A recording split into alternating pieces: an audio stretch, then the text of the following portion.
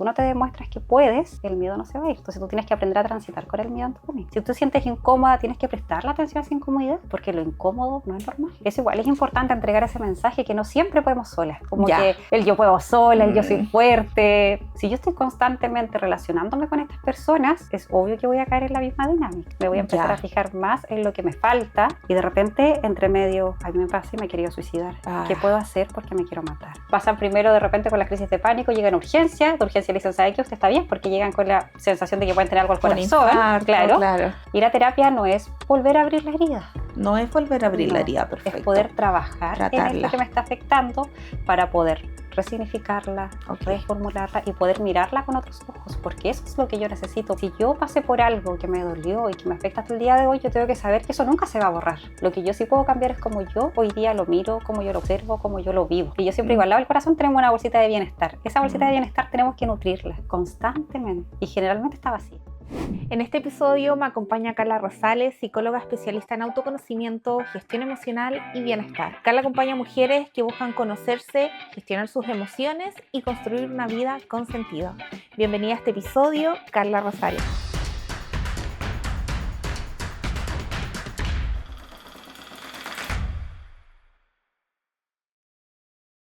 Ya, Carla, primero agradecerte por estar este día conmigo en este nuevo episodio del podcast Brilla por Dentro. La invitación vienes una doble invitación. Por un lado, como experta, psicóloga, que nos va a estar entregando herramientas a las mujeres que hoy nos van a estar viendo, pero también un poquito de tu historia personal para poder entender quién hoy eres. Así que muchas gracias por estar el día de hoy junto a nosotros. No, de que muchas gracias a ti, Cami, por esta invitación. Una invitación, la verdad, que bastante interesante y la verdad que me hace mucho sentido poder como proyectar esta historia que tú estás adelantando ahí y con toda la intención y las ganas de poder ayudar a quien nos va a escuchar. Exacto. Empecemos con tu historia. Muchas veces lo personal describe lo que hoy somos. Por eso quiero un poquito que nos cuentes quién es Carla. Nos comentaste en un inicio, me comentabas que tu vida no ha sido lineal, que ha tenido baches, que hay altos y bajos en el camino y que te enfrentaste a una situación de autoconocimiento donde enfrentaste errores y te sentías completamente insatisfecha. Cuéntame un poquito, ¿quién es Carla Rosales? Más allá de la psicóloga.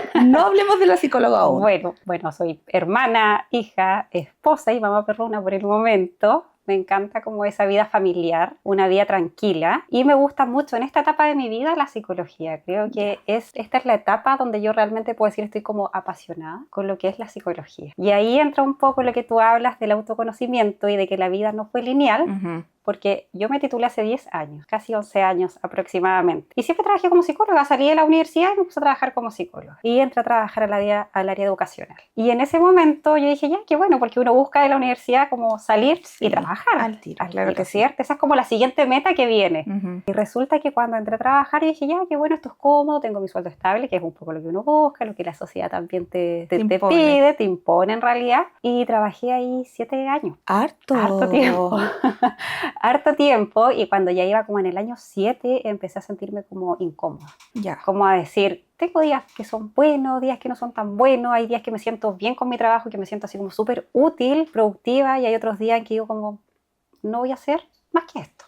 Y mi trabajo en el colegio, en el área vocacional, era súper monótono. Yo ya podía hacerlo después de memoria. Claro. ¿Me entiendes? Entonces empecé a sentir como que estaba de repente media como insatisfecha. Decía, ¿qué puedo hacer? Me empecé de repente a ir como para otros lados, porque en realidad no tenía todavía bien claro qué era lo que yo quería. Entonces empecé como un año completo como a estar media dudosa, sin hacer mucho trabajo como interior. Interno. A pesar de que era lo que yo igual de cierta manera promulgaba, pero la educación me tenía un poco como estructurada, media enmarcada, como en ese proceso, hasta ahí nomás inclusive con la psicología. Y ya en mi último año de trabajo, que tiene que haber sido como el 8º, yo ya empecé con otras cosas. Con el agotamiento, el cansancio, el no quiero ir a trabajar, eso nunca me había pasado.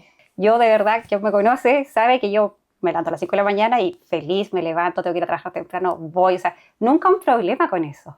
Y cuando yo me empecé a dar cuenta que las noches eran tediosas porque el otro día tenía que ir a trabajar, cuando sonaba la alarma, y la primera vez como que cambié la alarma y le puse 5 minutos más y dije, esto es raro. No pasaba eso en ti. Jamás. Entonces yo ahí me di cuenta y dije, esto es como que esta no soy yo.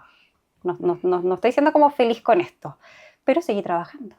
Entonces no pude tomar como la decisión de inmediato. Pero en ese año estuve todo el año con ese bichito la dando vueltas. cabeza, dando vueltas, diciendo ¿qué puedo hacer? Porque era renunciar, pero como a la vez también querer tener algo seguro. Sí. Y esa transición me costó un montón, porque uno nunca quiere soltar algo seguro, cuesta demasiado. Entonces, en ese año yo dije, ya, ok, voy a terminar este año, voy a esperar que terminen las vacaciones, porque yo trabajaba en educación, tenía estas vacaciones de enero y febrero, entonces igual por ese lado era una maravilla, obviamente. Y dije, ya, en marzo yo iba a tomar como mi decisión realmente final. Pues la realidad es que yo creo que internamente y en lo profundo la tenía tomada. Pero algo buscaba yo siempre que me reafirmara mucho más. Entonces, bueno, llegó marzo del año siguiente y fui a renunciar. Porque dije, no, yo quiero soltar esto porque yo quiero crecer desde otro ámbito. Empecé a relacionarme con el tema del bienestar, a implementarlo en mí. Yo sentía que podía hacer muchas más cosas, que podía aprender, pero los tiempos me mataban. Yo a veces en el colegio estaba a las 4 de la tarde lista, pero tenía que estar hasta las 6. Sí. Y eso me daba una rabia. De verdad. Yo decía, no puedo controlar esto, me da rabia, me da frustración. Tener que estar aquí, no poder hacer otra cosa más productiva, o por último destinar ese tiempo para mí, para ir al gimnasio, no sé, porque yo soy muy como del bienestar, las actividades que te hagan bien a ti, que te sientas tú bien, que te hagan liberar, y eso yo ya lo había encontrado, solo que me faltaba esa otra parte, que era como el área laboral. Entonces llegó marzo y fui a renunciar ante mi jefe y me sentía súper contenta, con miedo, pero súper contenta y súper segura. O sea, en ese momento yo sentía que nada podía hacer cambiar mi opinión. Eso fue súper como grato para mí. ¿No dudabas en ningún minuto? No, tenía miedos. Sí, pero claro. no dudaba. Ya. Y ahí en ese momento, bueno, me aproveché de despedir de mi equipo de trabajo también, obviamente. Ay, renunciaste y fue como listo, hasta aquí llego, me voy ahora. Yo el primer día que empezaron las clases a renunciar, entonces yo iba a renunciar a buscar mis cosas y me iba. ¿Al tiro? Ay, qué valiente. Y porque también había como una cierta, no sé, quizás como responsabilidad o algo de mi parte, no sabría bien cómo identificarlo ahora, que era como es principio de marzo, y las primeras semanas no es tanto de trabajar como en sí, por decirlo de alguna forma en el colegio, sino es que empezar el proceso. Yo decía, si yo me voy ahora, también la escuela tiene tiempo de buscar a alguien que me venga como a hacer el reemplazo, que venga a cubrir este puesto que yo estoy dejando libre. Entonces yo decía, yo quiero renunciar ese día. Y fue súper choro, fue como de dulce y a gras, porque estaban estos miedos igual estaban aquí, como que yo estaba muy contenta, pero los tenía aquí encimita. Y a la vez escuchaba, por ejemplo, a mis colegas que me decían como que valiente eres. Sí. Más adelante o quizás en un año más voy a hacer lo mismo que tú, Carlita, qué admirable. Y también tenía colegas que obviamente me deseaban simplemente éxito, entonces yo les escuchaba y les agradecía y valoraba mucho sus palabras, pero a la vez también decía como no saben el miedo que tengo igual, la inseguridad que tengo, pero ya en ese momento yo entendía que tenías que lanzarte, o sea, que como para poder cambiar algo tenías que hacer cosas distintas, o sea, si yo me quedaba un año más ahí iba a pasar todo lo mismo. Ya, preguntas.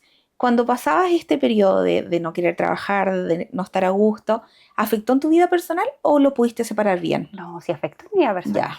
Y ahí yo también, es todo un proceso de aprendizaje, porque yo también aprendí que si yo no estaba bien en un área de mi vida, en un pilar de mi vida, porque lo laboral es un pilar importante en la vida de nosotros, lo más probable es que iba a estar coja en los otros pilares también. Entonces, por ejemplo, en mi casa yo llegaba como en la noche y andaba de mal humor, porque tenía que programar las cosas para el otro día, sentía que iba a descansar poco, que al otro día iba a volver a hacer lo mismo. Entonces, mi estado anímico no era el más amable, porque andaba como frustrada, pero no es que anduviera enojada con quien yo vivía, con quien yo me relacionaba, sino que era algo súper interno, algo que yo tenía dentro de mí, era como una lucha conmigo a las finales.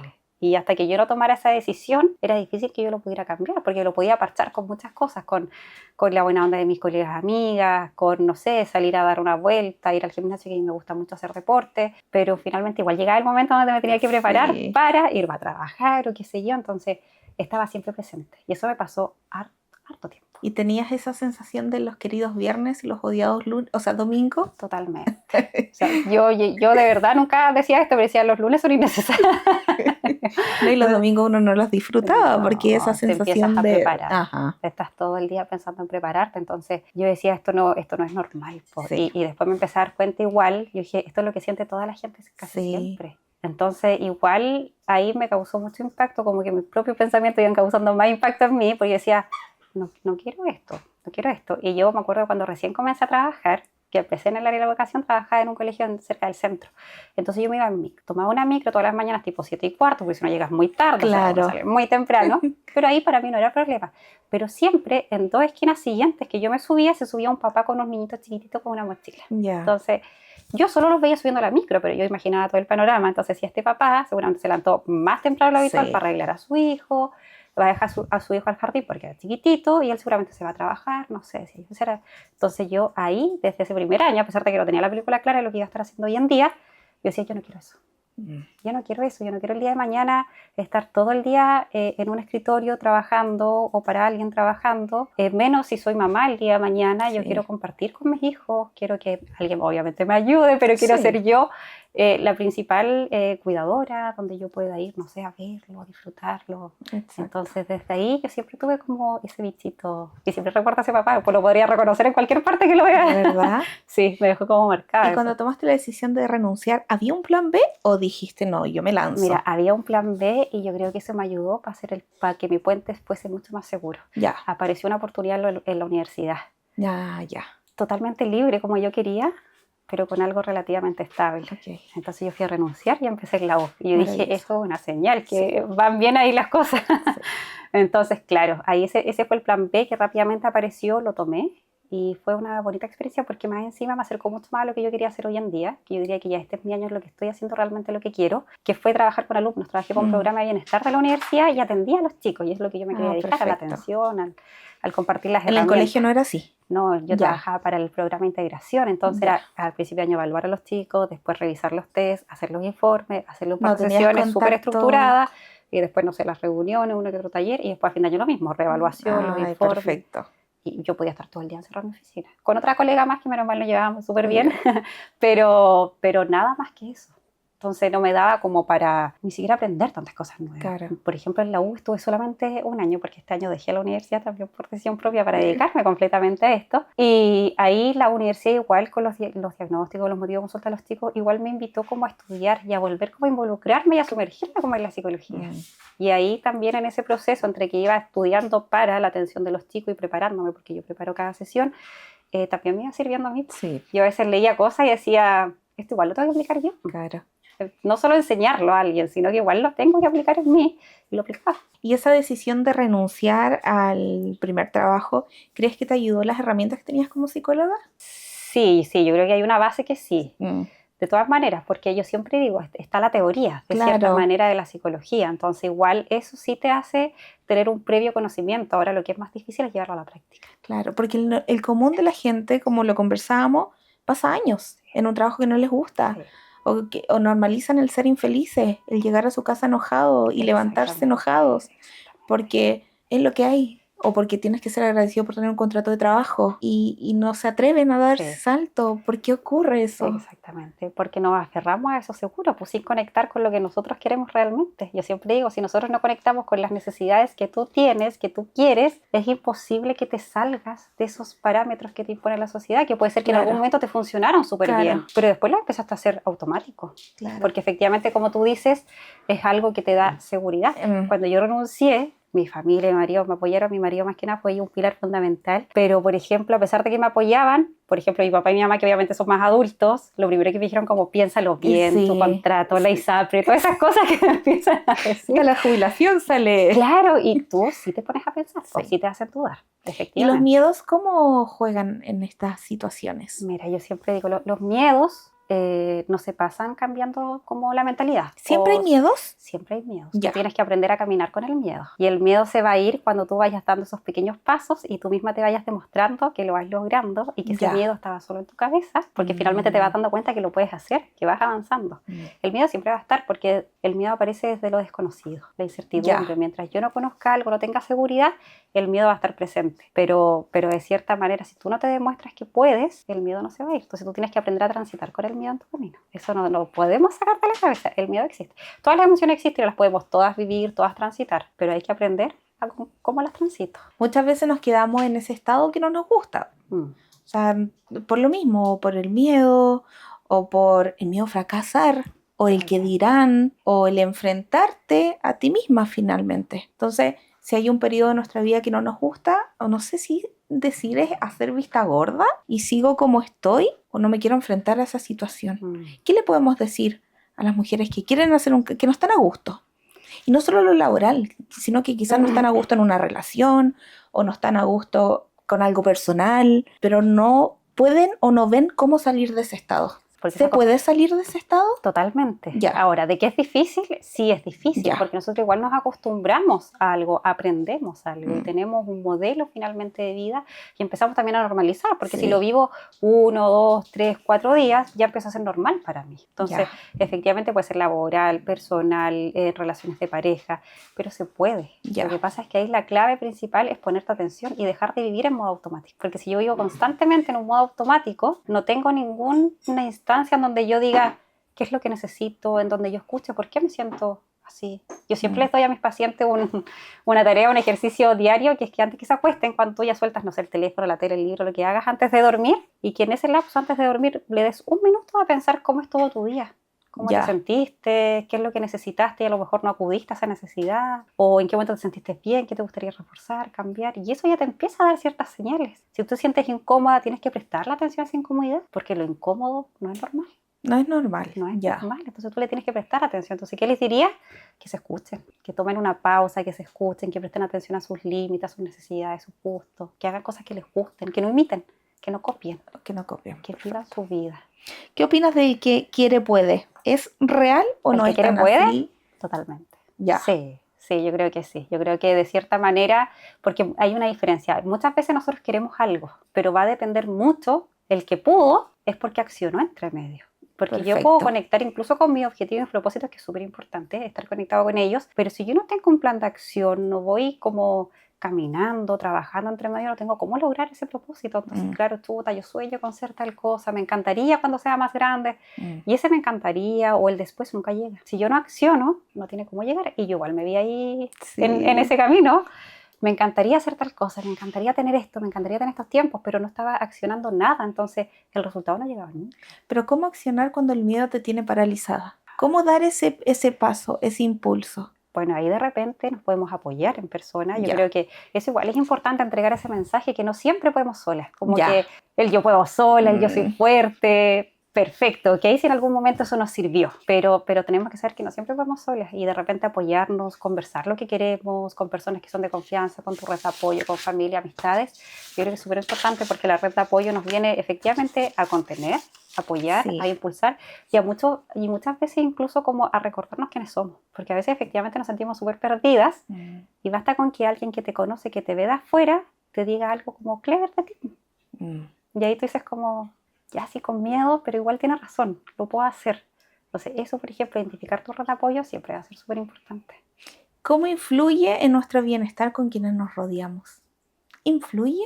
Sí, totalmente. Sí. Imagínate si yo estoy todo el día rodeada de personas que, no sé, tienen la nube negra en la cabeza todo Claro. el día, que su pensamiento es más negativo, personas que se centran en los problemas más que en las soluciones, porque eso ocurre. Hay personas que viven en los problemas, que Sí. siempre hay un problema, pocas Sí. soluciones, entonces están todo el día obviamente problemados. Si yo estoy constantemente relacionándome con estas personas, es obvio que voy a caer en la misma dinámica. Me voy a empezar Ya. a fijar más en lo que me falta, que es Lo un poco que igual tengo. nuestra naturaleza, Sí. como que siempre estamos pensando en todo lo que nos falta, en lo que queremos, pero nos cuesta mucho concentrarnos en lo que sí tenemos y agradecer lo que sí tenemos. Entonces, si de repente tú estás en un grupo o compartes con gente, tú dices como, no me siento tan cómoda aquí, o ya te empiezas a dar cuenta que hay una persona que se queja mucho, es porque tú ya estás en el siguiente nivel, digo yo, tú ya tienes que salir de ahí. Cuando Porque- eres consciente de eso, Claro. ya perfecto. Pero cuando es alguien cercano a ti, o alguien que tú amas, Ahí tú puedes poner límites. familia, amistades de, no Ajá. sé, Tú puedes poner límites. Bueno, si hay alguien tan cercano, tú puedes empezar a tratar de ayudar a esa persona. Pero en el caso de preocuparte de ti como de tu bienestar, efectivamente tú tienes que empezar a alejarte, dar menos espacio, quizás instancias, compartir con esa persona quizás en otros espacios, quizás a lo mejor no tan solos, porque si te empieza a afectar, claro, no tiene sentido. claro. Tu ayuda tampoco va a ser a lo mejor como un impacto grande en esa persona, y al contrario, te va a estar afectando a ti. Entonces es difícil, porque uno por cariño hace muchas cosas. Sí. Y por no saber también poner límites, yo sobrepaso también mis límites. Yo siempre digo, cuando digo un sí a otro que yo no quiero, me estoy privando a mí de algo que efectivamente me podría servir. ¿Qué significa poner límites? Poner límites, reconocer lo que tú estás dispuesta a Si tener yo en no tu vida. quiero, es poner un límite. Exactamente. Ahora Ya. uno se confunde porque la gente dice, no, yo no sé poner límite, aparte que pienso que se pueden enojar conmigo, Claro. ¿cierto? Y lo llevamos siempre a ese ámbito y ahí uno tiene que aprender, pues que si yo pongo un límite, por ejemplo a ti, y tú te enojas, para empezar no entendiste por qué estoy poniendo el límite. Porque en teoría yo igual tengo que ser clara con lo que yo quiero poner el límite. Y si tú te enojas, yo no me puedo sentir mal, yo tengo que decir, ok, yo elegí mi límite lo más responsable posible, lo más útil posible. Ahora, como la Cami reaccione, yo no tengo nada que no hacer hacernos ahí. cargo. Claro, yo no me Ok. puedo hacer cargo de tu reacción, por ejemplo. Entonces la gente teme mucho eso, ¿no? Es que si yo le digo que no, se va a enojar. Entonces siempre Claro. digo que sí. ¿No? Pues si yo puedo estar cansado un día y no poder acompañarte a comprar, por ejemplo, cosas súper simples. Pero ahí yo tengo que aprender a poner esos límites, porque si no, los puedo transgredir toda la vida. Sí. ¿Me entiendes? Y ahí es cuando yo de repente digo, ahí a veces no estamos viviendo nuestra vida.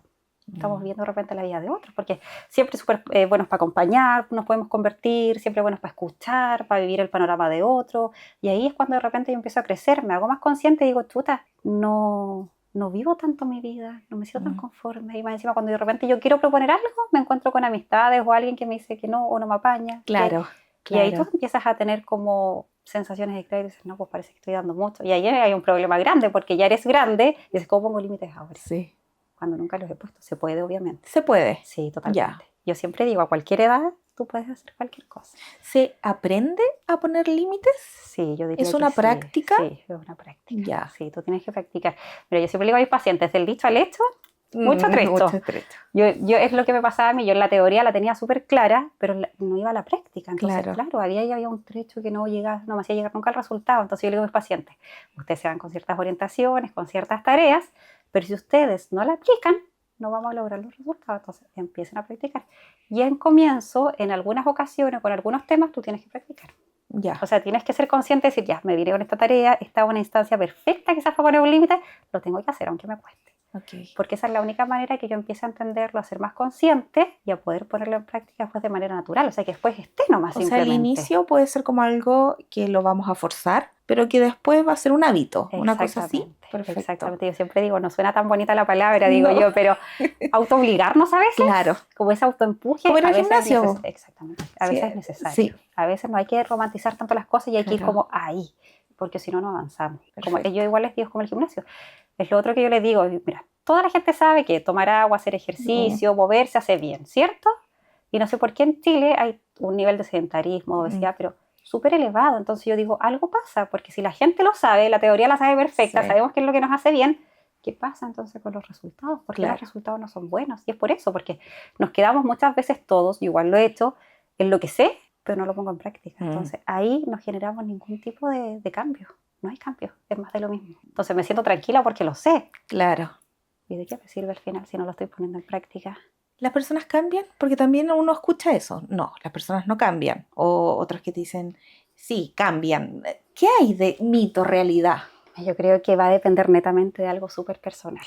Yo creo que las personas sí pueden cambiar. Ya. Pero de todas maneras. De hecho, nosotros vamos evolucionando. Claro. Pero todo va a depender si es que la persona realmente quiere cambiar. Yo he tenido pacientes, como te contaba al comienzo, por ejemplo, hombres que generalmente son más reacios a la terapia. Y, por ejemplo, he tenido muchos que han ido porque, no sé, pues la pareja, la mamá o alguien le ha dicho como tienes que ir, la han sacado incluso la hora. O sea, ni siquiera ellos han hecho la gestión de sacarla ahora. Claro. Y ahí tú te das cuenta y dices como, esto no va a tener un buen resultado porque para hacerlo tiene que estar conectado con esa necesidad de cambio. Claro. Porque si no, para esa persona no tiene sentido el cambio. Entonces las personas cambian, claro que sí. Pero la persona tiene que querer, no su pareja, no el amigo, no el papá porque lo ve mal. Puede ser que la persona necesite el cambio, pero hasta que a esa persona no le haga el sentido, no le haga el clic, no va a suceder el cambio. Perfecto. ¿Cuándo nace el interés por trabajar con mujeres? Porque ya tuvimos 7 años en el colegio. Sí. Después renunciaste y te fuiste a universidad. Que te gustó mucho más porque empezaste a tener contacto directo con los estudiantes. Pero después renunciaste, porque vino otra necesidad. ¿Qué pasó ahí? Sí, la necesidad completamente de poder manejar mis tiempos como yo quisiera, de poder enseñar y trabajar bajo mi dirección, bajo mis lineamientos. La universidad era súper cómoda y también tenía horarios bastante libres, pero también me exigían ciertas cosas que a mí no me hacían tanto sentido, que era como más por cumplir en base a un programa. Entonces yo decía esto, sí, lo puedo hacer, si me lo piden lo hago, pero no tenía sentido para mí. Entonces yo dije como, pues necesito todavía más. O sea, evidentemente yo no he llegado como a la punta de la montaña y a lo mejor no sé si algún día voy a llegar a esa punta, pero mientras más me acerque, más contenta, más satisfecha y más en bienestar voy a estar conmigo. Entonces empezó a nacer esa necesidad. Yo me di cuenta que las mujeres eran mucho más como flexibles también, mucho más abiertas a querer trabajar y mejorar. Las mujeres tienen como un nivel reflexivo, obviamente no es la regla, también hay hombres, pero a nivel más general las mujeres son mucho más abiertas al cambio. Perfecto. Y me hacía mucho más sentido porque como yo lo iba viviendo y yo iba implementando ciertas cosas y ciertas prácticas, yo decía, esto yo se lo puedo transmitir a una mujer, esto se le podría servir a una mujer también. Si a mí me sirvió que en algún momento me sentí tan perdida y que no sabía bien cómo concretar lo que yo quería, yo sé que muchas más lo pueden hacer y yo lo veo también en mi entorno, en mis familiares, en amigas cercanas, en pucha, sí, me encantaría, pero, y siempre hay un pero, siempre hay una cosa, porque obviamente igual tenemos que planear un poco como este salto al vacío, por decirlo de alguna forma, pero lo veo alrededor. Entonces, yo sé que puedo generar algún tipo de cambio, alguna necesidad, ayudar, ser un puente, que generalmente yo eso digo, somos un poco nosotros los psicólogos, somos un puente para las personas, porque nosotros no damos soluciones ni respuestas, pero somos el puente para que ellos encuentren esas respuestas, esas soluciones, el reencontrarse. Por eso trabajo mucho desde el autoconocimiento y desde la gestión emocional. Vamos a hablar de eso, pero la última pregunta es, entonces, para nuestro bienestar personal es muy importante el trabajo, que tú seas feliz en tu lugar de trabajo. Sí. El trabajo, el laboral, dices laboral. tú. Claro que sí, pues, o sea, que estés contenta en lo que estás haciendo, que te sientas útil, que te sientas conforme con lo que haces, que tenga sentido con lo que tú quieres internamente, con esas necesidades, con esos propósitos. La vida se ve larga, pero es corta, digo yo. Sí. Entonces, tenemos que tratar de acercarnos lo que más podamos como a esa felicidad como integral, porque si bien la felicidad son momentos, no es un estado constante, son situaciones que me entregan felicidad, momentos, noticias, situaciones. Necesito estar lo más cerca posible de esa línea más hacia arriba que hacia abajo para poder estar bien, para vivir más en plenitud y no tanto en quizás como en la desgracia, en lo que no me gusta, en la frustración, que son emociones que están súper presentes en la vida de las personas. Ahí yo sí diría, yo siempre digo, los pilares del ser humano, que es lo emocional, lo afectivo, lo familiar, lo social, lo laboral, tienen que estar bien, dentro de todo lo que se pueda, bien, porque si uno está cojo, no ando tan bien. Más allá del trabajo clínico, existe una red social, que es donde tú compartes información, reflexiones, herramientas. ¿Cómo nace esa idea de compartir a través de el Instagram y conectar con mujeres? Mira, antes del Instagram estaba TikTok. O sea, no me refiero como históricamente, sino que en lo que yo quise compartir. Y eso fue en pandemia. En pandemia, donde estábamos todos en casa con harto tiempo disponible, yo dije, voy a hacer unos tips como de ansiedad, que ya me empezaba a gustar toda esa área. Yo ahí empecé a leer como libros, pero a modo muy así como personal.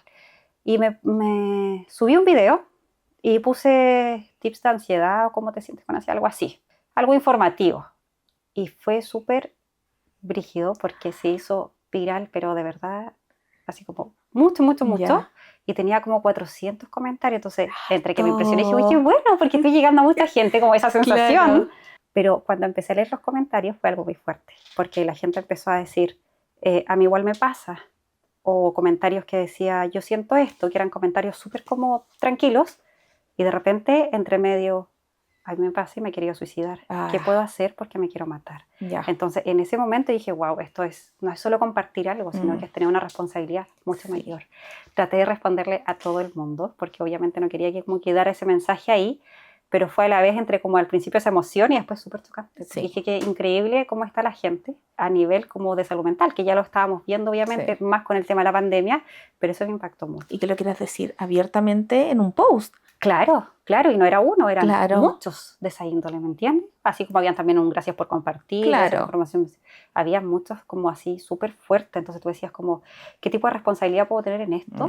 Para darle una respuesta, para orientarlo, para guiarlo, etcétera, ¿me entiendes? Entonces ahí tuve una pausa importante en ese de querer compartir, y después dije, ok, esto seguro puede ser una herramienta que tú puedas ayudar, sin obviamente tener la necesidad, obviamente, como de hacerte cargo, la responsabilidad de hacerte cargo. Y ahí después yo empecé a compartir otros tipos de tips, abrí la red social que era Instagram, y dije, esto me gusta porque puedo llegar como a más gente con ciertas cosas muy pequeñitas que son simples, pero que podrían ser muy útiles para la gente. Y ahí nació la necesidad, porque yo dije, más allá de repente que una teoría, porque la gente de repente busca diagnósticos, teorías, algo así como súper científico, yo digo, las cosas más simples son las que más te ayudan y son las que menos pescamos. Sí. Aquí no hay magia, no hay grandes teorías, grandes evidencias, nada. No estoy creando un fármaco. Yo quiero que la persona esté bien, que se sienta bien. Y para eso son cosas simples, cotidianas. Tú tienes que estar consciente, presente de lo que estás haciendo, disfrutando lo que estás haciendo. Y si lo estás disfrutando, poniendo la atención para ver cómo lo puedes cambiar. Entonces yo dije, voy a empezar a dar como estos tips y me entusiasma, me entretiene. Tú llegas a la gente y es entretenido. Hay gente que de repente no me postea nada, pero internamente me dice como, Carlita, te quiero dar las gracias porque tus posts me han servido un montón. Es que a veces quizás hay vergüenza de escribirlo públicamente. Sí, porque a veces se sienten como quizás expuestos. Claro. Y con eso ya uno dice como, bacán, pues estoy haciendo algo. Sí. Es toro. Entonces, Sí. desde ahí nace y creo que la voy a mantener, al menos por ahora, Me por harto encanta. tiempo más. Bueno, yo Me llegué gusta. a través de Instagram, Sí. sí. ¿Cuál es tu propósito hoy? Bueno, mi propósito hoy es trabajar completamente en el bienestar, que a nivel muy laboral es que la gente pueda entender que el bienestar lo podemos lograr, Ya. que no es algo inalcanzable, que de hecho está mucho más cerca de lo que nosotros pensamos, pero que necesitamos ese nivel de conciencia para poder llegar a tu bienestar. Porque, insisto, no es vivir el bienestar del otro, las cosas del otro, sino que es tu bienestar y no significa que nos vamos a volver egoístas, ególatras, ni nada por el estilo, sino que simplemente le vas a prestar más atención. Y lo que a mí me gustaría también que la gente entienda es que más allá que un diagnóstico o un motivo de consulta específico es eso, el estar bien, el poder reconocerte qué es lo que te hace bien, cuáles son tus necesidades, tus gustos para poder estar bien y que cuando tengas alguna dificultad tú puedas sobrellevar esa dificultad pero con tus herramientas, no copiando cosas, haciendo métodos que viste en internet que te podrían funcionar, ¿me entiendes? Como con lo que tú realmente, con lo que a ti te hace sentido. Tú tienes que saber que si estás estresada, ¿cuál es la actividad que te desconecta? ¿Cuál es la actividad que te libera? Por ejemplo, a mí me encanta cuando estoy así como estresada y además cansada y siento que he descansado poco y estrés, etcétera. Yo llego a mi casa, me pongo una ropa cómoda, que es un buzo o el pijama, ordeno mi casa y me pongo a hacer galletas. Y eso para mí es una cuestión que me resetea, pero así, que quizás a ti no te pasaría lo mismo con eso, quizás es otra actividad, pero a mí me funciona a la perfección. Entonces cada vez que ando así como agotada, ya como que digo, ya no quiero más, yo acudo a eso y me funciona pero a la perfección. Y ahí voy cuando yo digo, son cosas simples. No necesito irme de viaje, de vacaciones, irme al Caribe. Claro, nada. al Caribe. Qué rico sería, pero no es eso. Es algo mucho más simple. A mí igual me encantaría irme al Caribe. Perfecto. ¿Tu propósito se conecta con tu historia personal? Sí, totalmente. Ya. Totalmente. Como te decía en un momento, yo igual me sentí media perdida, sentía que estaba viviendo como para otros, o sea, trabajaba para otros, sin lograr realmente lo que yo quería. Quería tener esta vida un poco más conectada con mis necesidades, con mi gente, poder disfrutar más de manera libre. No almorzar en mi casa lo encontraba fatal. Sí, en un tupper sentado en tu escritorio. Tal cual. Sí. O en el comedor con mucha gente que no pasaba nada, me servía para compartir y todo, pero lo encontraba fatal. Entonces cuando empecé a almorzar en mi casa decía, de verdad lo agradezco. Gracias por esto, porque de verdad es algo que te cambia el día, que te cambia la sensación, o el tomar desayuno, o el poder manejar tus tiempos. Entonces se conecta completamente y yo quiero que la gente entienda eso. No quiero que todo el mundo sea independiente, evidentemente, porque hay personas que obviamente buscan, no sé, puestos mejores, rangos mejores. No es, por ejemplo, lo que yo buscaba. Pero si alguien busca lo otro, que es a lo mejor rangos mejores, jefaturas, qué sé yo, que igual generan obviamente un nivel de estrés, pero es lo que tú quieres, está perfecto. Eso se trata de querer lograr lo que tú realmente necesitas, lo que tú realmente quieres, trabajar para eso, dentro de tus propósitos. Pero para eso es importante conocernos, saber qué es lo que yo quiero. Totalmente. Y no lo que tú dices, lo que quiere quizá el resto, o lo que me enseñaron que era normal para hacer. Hay que entrar a un proceso de autoconocimiento. Totalmente. Y es difícil. Hablemos de la terapia. La terapia se necesita cuando uno ya está en el hoyo máximo. La terapia se necesita como prevención. ¿Cuándo uno necesita terapia? Bueno, la gente llega generalmente a terapia cuando está en el hoyo máximo, como tú lo acabas de decir. Es cuando ya efectivamente no doy más, no encuentro soluciones, me siento mal, o generalmente cuando aparecen las crisis de pánico. Hoy en día están muy presentes en la vida de las personas, pero porque abusamos de el trabajo o cualquier cosa que estemos haciendo que nos genere estrés, entonces no prestamos atención y llega un momento en que el cuerpo obviamente no aguanta más. Entonces, en base a preocupaciones, pensamientos que me preocupan, empieza a ser tanto el agobio que efectivamente ya después llegan casi que derivados a la terapia, porque pasan primero de repente con las crisis de pánico, llegan a urgencia, de urgencia le dicen, ¿sabe qué? Usted está bien, porque llegan con la sensación de que pueden tener algo al corazón, infarto, claro. Entonces van derivados al médico de salud mental o a un psiquiatra y el psiquiatra dice, ya, ok, ahora tiene que tomarte. Entonces hay muchos pacientes que llegan por esa vía, la peor vía. Y hay otros que llegan ya como me he sentido mal o me recomendaron y ya más abiertos, pero la terapia en realidad la podría necesitar incluso cualquier persona que quizás, un adolescente que quizás está aprendiendo a vivir, a convivir, puede llegar a la terapia, alguien que se quiera como descubrir, Claro. autoconocer, cuando quizás incluso yo tengo una problemática específica y no sé bien cómo manejarla, gestionarla, puedes llegar a terapia perfectamente. Porque yo siempre digo, todos tendríamos que tener las herramientas para sobrellevar algo, gestionar algo, pero no siempre las tenemos o no las conocemos. Entonces, esas instancias, por ejemplo, cuando yo me veo así medio perdido en algo, es una instancia perfecta para llegar a terapia, sin la necesidad de llegar desbordados, por ejemplo, en algo. ¿Y qué pasa cuando se escucha, lo he visto, que hay personas que no toman terapia por miedo a abrir heridas o por miedo a enfrentar cosas que no quieren volver a enfrentar, pero en su ser sí sienten que quizás podría ayudar? Sí, bueno, hay harta gente que se limita a eso y que prefiere tener guardada esa experiencia o vivencia, que no fue grata obviamente, debajo de una alfombra, por decirlo de alguna forma, pero pasa la cuenta, está escondida, pero sabemos que siempre está. Entonces, claro, mientras yo más la sostenga en el tiempo, más tiempo sostengo la emoción en el tiempo. Si es eso, si yo no enfrento esto que me está pasando, yo solamente voy a extender esta sensación, esta emoción que estoy viviendo, que evidentemente es algo que me disgusta. Entonces, ir a terapia no es volver a abrir la herida. No es volver a abrir la herida, perfecto. Es poder trabajar en esto que me está afectando para poder resignificarla, reformularla y poder mirarla con otros ojos, porque eso es lo que yo necesito, porque hay algo que igual es súper importante. Si yo pasé por algo que me dolió y que me afecta hasta el día de hoy, yo tengo que saber que eso nunca se va a borrar. Está. O sea, es algo que yo no voy a poder ya cambiar. Todo lo que está en mi pasado de aquí hacia atrás, está. No tengo cómo cambiar. Lo que yo sí puedo cambiar es cómo yo hoy día lo miro, cómo yo lo observo, cómo yo lo vivo. Ese sí es un cambio importante en el que yo tengo que trabajar. Perfecto. Y para eso es importante la terapia, sobre todo cuando tengo algo que me aqueja, que me aflige. Que te aflige. Sí. Cuando hablamos del poder del autoconocimiento, ¿qué es el autoconocimiento? El conocerse plenamente uno mismo. Ese es el autoconocimiento, el entender cuáles son tus necesidades, cuáles son tus gustos, qué es lo que necesitas, dejar de vivir en piloto automático, que era lo que comentaba adelante, conectar con lo que tú eres, con lo que tú quieres y con tu esencia. Yo siempre digo, nosotros podemos tener una personalidad distinta en muchas partes, pero tu esencia siempre te va a delatar. Tú tienes que conectar con esa esencia. Si no conectas, no te estás conectando contigo. O sea, no estás conociendo tu autoconocimiento, no estás prestando la atención. ¿Por qué cuesta tanto mirarnos hacia adentro, prestarnos atención? Porque puede ser algo delicado, puede ser algo que te duela, puede ser algo incómodo. Puede ser que la vida también, la rapidez de la vida, haga que no tampoco prestes atención a tus necesidades, pero generalmente es porque el de repente mirarme significa que igual voy a tener que cambiar algunas cosas, modificar algunas cosas, entonces me genera incomodidad. El cambiar me va a generar siempre una incomodidad que no sé si la quiero sentir. Entonces, por eso de repente es tan difícil. Y por la vía automática también que uno tiene. La gente llega a terapia y yo les digo, bueno, independiente del motivo de consulta, vamos a trabajar con el autoconocimiento. Y, por ejemplo, tengo pacientes de 30 y tantos años y me dicen así como, llevo 30 y tantos años habitando este cuerpo, o sea, no puede ser que no me autoconozca. Sí. Y ahí es para que creas, para que veas, perdón.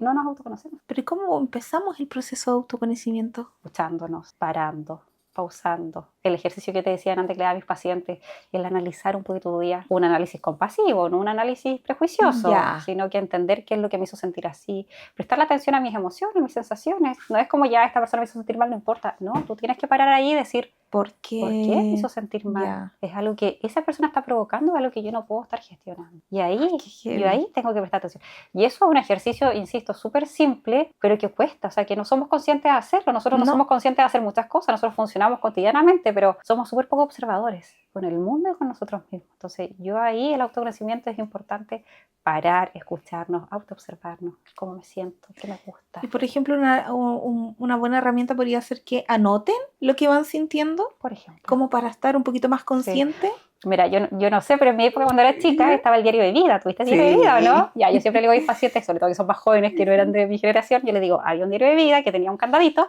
que ahí nosotros anotábamos como lo más importante. Claro. Ya, hoy mi día fue tanto, me gusta tal niño, me peleé con mi amiga. Todo lo más importante iba ahí. Ojalá que nadie nos leyera ese diario porque era privado. Y eso con la práctica, o sea, de a medida que vamos creciendo, esa práctica se va perdiendo. Y es una práctica súper buena. Ya después de la adolescencia, digo, llega el tema de las agendas, la famosa pascualina en mi época, y que también uno escribía más o menos sus días, pero algo un poco más como más superficial. Y después ya perdimos esa práctica. Y el escribir es una práctica súper poderosa.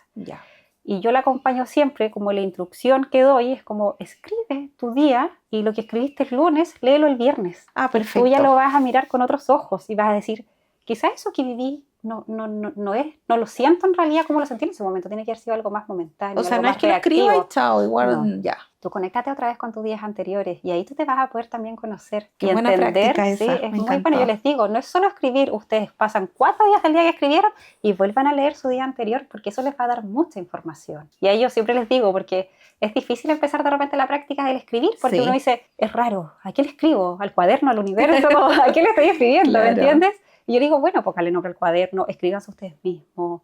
Pongan querido cuaderno, querido. O sea, ustedes le dan el sentido, pero la práctica finalmente, que es lo más importante, háganla. Y esa háganla, escritura hagan es sin ejercicio. pensar, solo lo que voy sintiendo. Lo que vas sintiendo, Ya. puedes ir comentando tu día para que te vaya dando una guía, y en eso que tú vas comentando lo que hiciste, vas poniendo a lo mejor lo que sentiste, cómo lo viviste. Perfecto. Y a veces son cosas que puede ser una emoción desde aquí del pecho, puede ser un pensamiento simplemente, puede ser una emoción que, no sé, la sentir la guata, esas reacciones que de repente son más como impulsivas, Sí. y que después me voy dando cuenta y decir, chuta, en realidad reaccioné mal, pues no era para eso, pero en ese momento no tuve la capacidad a lo mejor de respirar, pausar y decirse que no tengo que reaccionar así. ¿Eso tiene que ver con la gestión emocional? Totalmente. ¿Qué es la gestión emocional?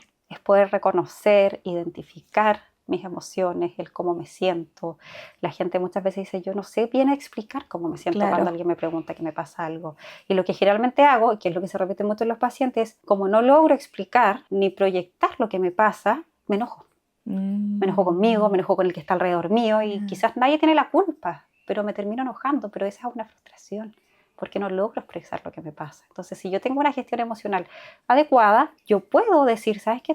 Tengo pena. Y cuando tengo pena, yo necesito estar un rato sola, entonces por favor, déjame este rato sola. Claro. Y después de que yo pase este momento, me tranquilice, yo salgo a conversar contigo, por ejemplo. ¿Y se puede trabajar independiente de la edad que uno tenga? Claro que sí. Ya. Idealmente trabajarla desde que, no sé, pues la adolescencia, desde que somos Claro, pequeños, hoy en sí, día en realidad con hay más los niños. herramientas, pero en realidad tú puedes trabajar todo desde cualquier edad, o sea, basta con que tú tengas la necesidad y el querer cambiar algo, mejorar algo para tú estar bien. Claro. O sea, la gestión emocional va muy de la mano con el autoconocimiento. Totalmente. Ya, no es que lo trabaje por separado. No, está todo Relacionado. alineado. De hecho, por eso a mí me gusta mucho cuando yo de repente digo, bueno, psicóloga clínica, no sé qué, yo me digo, a mí me gusta y trabajo mucho desde la terapia cognitivo-conductual, pero siempre termino diciendo como, a mí me gusta la psicología integral, porque finalmente hay que trabajar un todo, es como ver al ser humano integralmente en todas sus dimensiones para que pueda estar bien, porque evidentemente está todo conectado. Está todo conectado. La alimentación, cómo yo gestiono, cómo yo me siento, cómo yo me relaciono, hasta la comida, hasta cómo yo me relaciono con la comida es importante.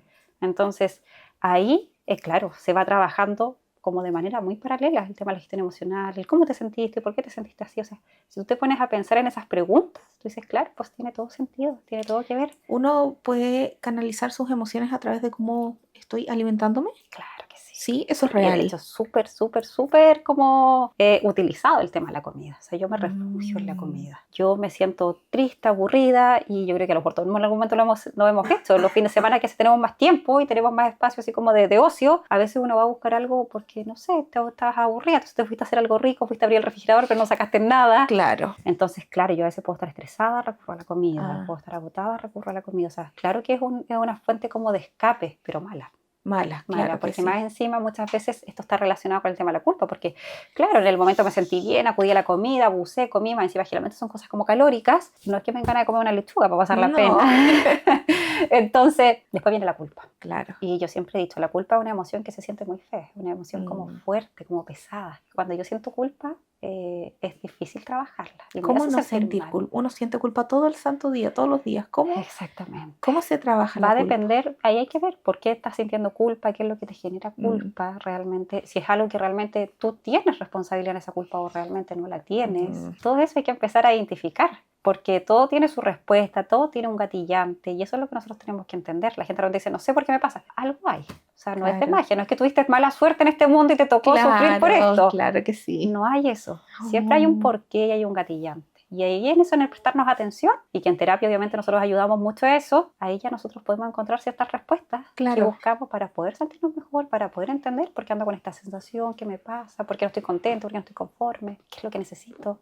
La gente se olvida de conectar con lo que le gusta, la gente adulta sobre todo. Sí. Entonces trabajo, funciones de casa, a lo mejor roles de padres, y te olvidaste que a lo mejor te encantaba, no sé, ser voluntario de los bomberos, te encantaba andar en bicicleta, etcétera, y dejas de hacer esas cosas, y yo digo como no, tú tienes que conectar con eso para que tú puedas vivir también tu vida y tener esos espacios de pensar, de liberar, de sentirte bien. Y eso nos hace vivir en bienestar. Claro que sí, yo siempre digo, aquí adentro tenemos hartos órganos y yo siempre digo, al lado del corazón tenemos una bolsita de bienestar. Esa bolsita de bienestar tenemos que nutrirla constantemente y generalmente está vacía porque estamos cumpliendo obligaciones, responsabilidades, parámetros sociales y nos cuesta mucho vivir en bienestar porque le prestamos poca atención a lo que a nosotros nos hace bien. Siempre estamos haciendo otras cosas que a veces no nos pertenecen, no son solo obligaciones. O el famoso no tengo tiempo. Exactamente, yo digo, mira qué bueno lo que dijiste, porque a mí me pasa que llegan adolescentes en la universidad o en el colegio, tercero, cuarto, y me dicen, no tengo tiempo, solo estoy estudiando. Claro. Y yo digo, no puede ser. O efectivamente gente adulta, y sí, efectivamente la vida adulta es más engorrosa, Claro. es más exigente. Pero digo, de todas las horas de la semana que tenemos, no puede ser que de verdad ni siquiera un día de la semana no hayan 40 minutos para que tú puedas conectar con algo que te gusta.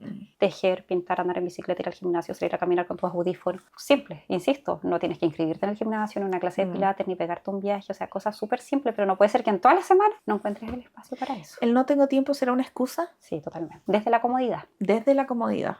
Sí, del no querer a lo mejor quizás modificar algo o darle prioridad a otra cosa y saber también qué es lo que yo necesito, porque a veces la gente dice no tengo tiempo, pero quizás pierde tiempo mucho rato, no sé, en el baño, en la ducha, Claro, en el mismo teléfono. ¿Me entiendes? Entonces, claro, a lo mejor en el teléfono se me pasan 50 minutos, no me doy ni cuenta, porque a todos nos ha pasado, y me ha pasado, te digo, chuta, llevo mucho rato aquí ya viendo cosas, porque es entretenido el internet, si eso nadie lo discute, pero efectivamente ahí tú tienes que ver cómo destinas tus tiempos, porque no es que no tengas tiempo, es que no estás organizando quizás bien tu tiempo, no lo estás destinando bien, y no le estás prestando atención a lo que tú quieres, para tu bienestar. ¿Me entiendes? Entonces, eso no tengo tiempo es como la excusa desde la comodidad.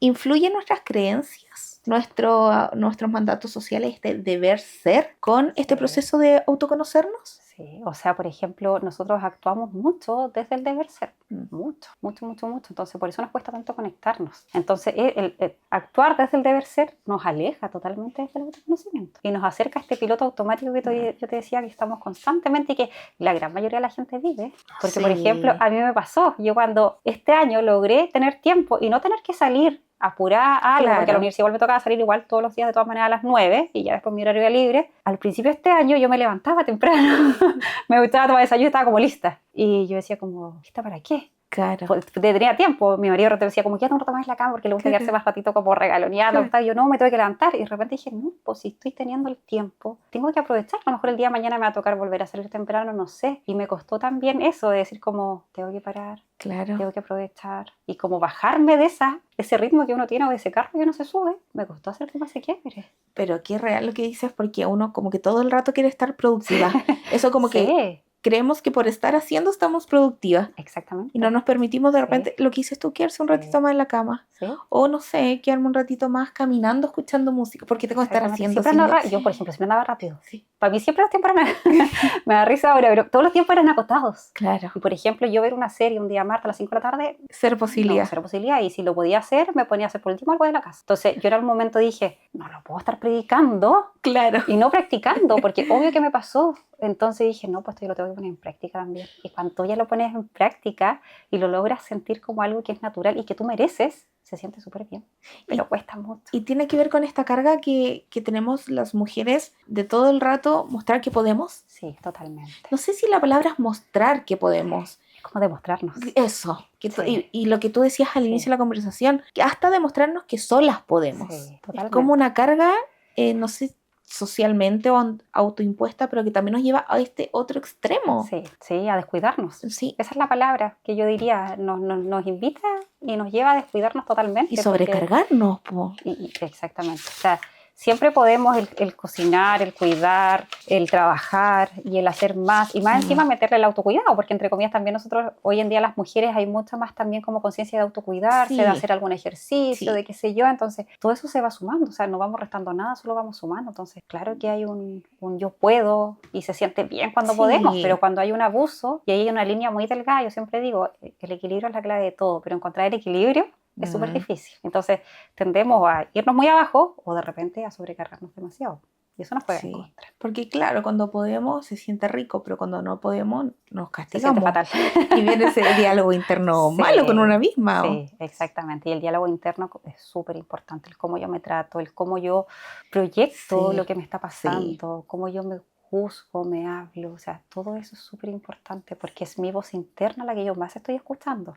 Y si yo la escucho más en negativo, obviamente yo voy a estar más ese lado. Si yo soy Eso es esperanzadora, compasiva, obviamente mi práctica va a ser otra, pero generalmente es algo súper como más juicioso, ¿me entiendes? Sí, es verdad, es verdad. Más negativo. Entonces, como herramientas que pueden ayudar a quienes nos están mirando es escribir Sí, lo que vas sintiendo, lo que vas pensando sí. Y leerlo otra vez. tenés y que leerlo volver a otra leer. vez. Sí. Y en la noche, eso es una buena Sí. práctica en la En noche. la noche. O bueno, Como si de para repente bas- tú sientes que tienes un espacio en la mañana y que es un espacio de tranquilidad para ti, también lo puedes hacer, por Perfecto. ejemplo. No sé, las que son mamás, por ejemplo, y los hijos de repente van al colegio y quedan en el Claro. espacio, ahí tú tienes que buscar tu momento del día. La respiración, yo siempre digo, se la enseñamos a los niños para que estén bien y se regulen, pero para nosotros también la respiración es súper importante. O sea, de Ya. repente cuando yo estoy en conflicto con alguien, más que reaccionar, yo tengo que aprender a parar y decir como, ¿merece la energía quizás? Mi energía, esto... ¿Será necesario que yo tengo que responder o será mejor que yo gaste mi energía en concentrarme en mí, en parar, en respirar y decir como ya? Y ahí pensar qué es lo que quiero, si es que quiero enfrentar esto o no. Eso Claro. igual es súper importante como herramienta. Conectar con lo que te gusta, vuelvo a insistir. ¿Verdad? Conectar Soy con lo súper que- majadera yo siempre con esa cuestión, Sí. pero de verdad yo digo, conecta con lo que te gusta. Si cuando chica te gustaba pintar y hasta el día de hoy te genera un bienestar, hazlo. Si Aunque cuando- sea una vez a la semana. das lo mismo, 40 minutos a la semana, solo conecta contigo. Si te gustaba tejer, cualquier cosa. Yo siempre recomiendo salir a andar en bicicleta porque siento que es súper liberadora, además, por otra la gente le gusta andar. Pero va a depender de lo que tú quieras hacer, pero no es posible que tú no tengas nada con que tú puedas conectar o con que tú te sientas cómoda. Eso yo de verdad no le veo ninguna posibilidad. Tú tienes que encontrar algo que te haga sentir bien, que te haga liberar y que te haga conectar contigo. Y cosas simples, no tiene que ser nada muy planificado ni grande. Nada, insisto, tú de repente te podrías poner tus audífonos, una canción que te gusta, un podcast que te guste y salir a caminar y respirar conscientemente, profundamente y tú ya tienes un momento de bienestar. No Perfecto. gastaste dinero, más encima Claro. caminaste, o sea, lo puedes hacer de muchas formas. Me encanta. Muchas Para formas. finalizar, ¿algún mensaje que quieras dejar a las mujeres que hoy Ay. te están mirando? Esto es importante. Un mensaje, claro que sí, pues decirles que no necesitan tener todo listo para poder lanzarse con algo, no necesitan tener una edad en específica. Muchas veces nosotros las mujeres igual nos ponemos como no, ya estoy muy grande, o nada que ver que haga esto, y esos son solamente pensamientos que ustedes tienen en su cabeza, que nosotros tenemos en nuestra cabeza, así que las invito a que se animen, que se lancen y que por sobre todo se prioricen, que trabajen en ustedes, porque cuando ese foco cambie, ustedes van a empezar a ver cambio. Así que atrévanse, no se limiten por nada del mundo, porque las limitaciones las ponemos nosotros, yo lo aprendí. Así que eso es muy importante. Simplemente lanzarse, probar, porque fracaso no hay. Lo que nosotros vamos a encontrar, si es que algo no nos sale bien, va a ser información relevante para nosotros para poder hacerlo mejor más adelante. Y eso. Me encantó esa frase, información para hacerlo mejor, no hay fracaso. ¿Tu red social, dónde te encuentran? En Instagram, en PS, que es abreviado psicóloga.Carla Rosales. Así que ahí yo siempre digo, escríbame, hágame consultas, que yo feliz respondo, comparto, ayudo, así que súper dispuesta Me encanta. a compartir todo. Sí, que la sigan. Me gusta mucho Sí. tu contenido.